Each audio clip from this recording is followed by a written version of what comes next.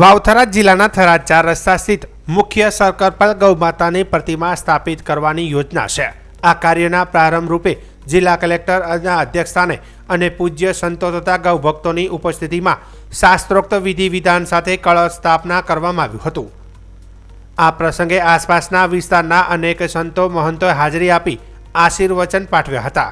કલેક્ટરની હાજરીમાં યોજાયેલા કાર્યક્રમમાં મોટી સંખ્યામાં ગૌ ભક્તો ઉમટી પડ્યા હતા। ગૌ ભક્તો અને સંતોએ જણાવ્યું હતું કે વાવ-થરાદ નવો જિલ્લો બન્યા બાદ આ સર્કલ પર કોઈ પ્રતિભા અથવા સ્મારક સ્થાપિત કરવાનો વિચાર ઘણા સમયથી ચાલી રહ્યો હતો, જેથી થરાદની શોભા વધે। આ વિસ્તાર ગૌમય હોવાથી ગૌ પ્રતિમા સ્થાપિત કરવાનું સૂચન કરાયું હતું। આ અંગે માનનીય જનસેવક અને વિધાનસભાના અધ્યક્ષે રજૂઆત કરવામાં આવી હતી। તેમની મંજૂરી મળતા આખા વિસ્તારના ગૌ ભક્તો સનાતનીઓને સંતોમાં ઉત્સાહ જોવા મળ્યો હતો। કળશ સ્થાપના સમયે કલેક્ટર, સંતો મહંતો, રાજકીય આગેવાનો અને તમામ સમાજના લોકો મોટી સંખ્યામાં હાજર રહ્યા હતા।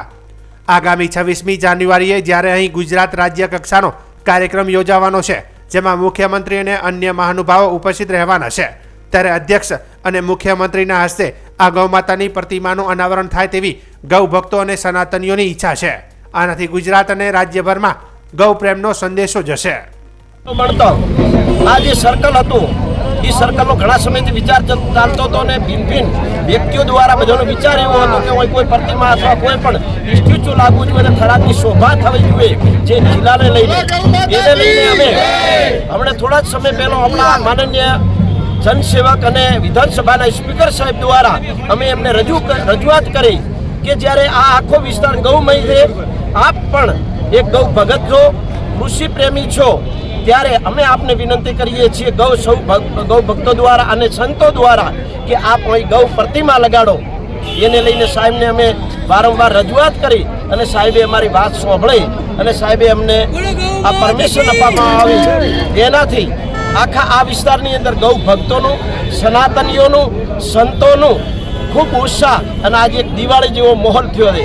આજે જ્યારે આનો કળશ સ્થાપના કરવામાં આવી ત્યારે માનનીય કલેક્ટર સાહેબ, સંતો મહાત્માઓ, રાજકીય લોકો બધાએ આજે એની અંદર 18 આલમ અને બધાએ લોકો આજે હાજર રહ્યા અને આ કળશની સ્થાપના કરવામાં આવી।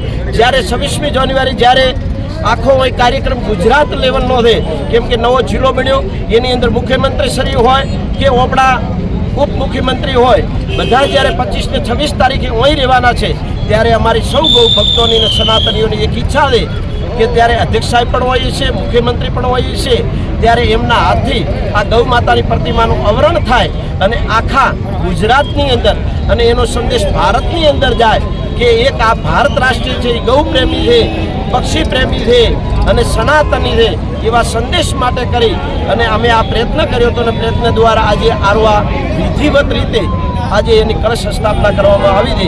એની અંદર બધાય લોકો હાજર રહ્યા।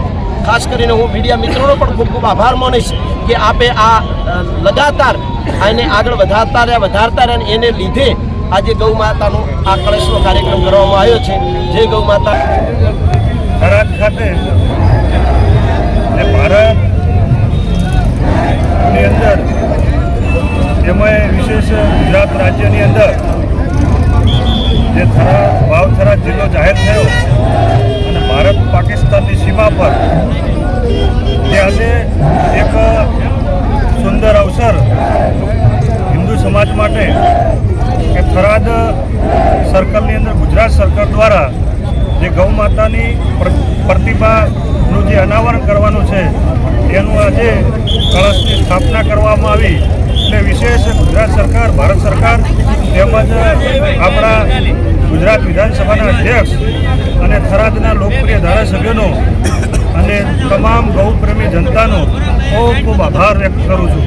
આ અવસર એક રાષ્ટ્રીયને અને ભારતને એક સંદેશારૂપ છે કે હજુ પણ વધુ ગૌ માતાની સેવા અને સાર્થક કરે અને સરકારનો પણ ખૂબ ખૂબ આભાર।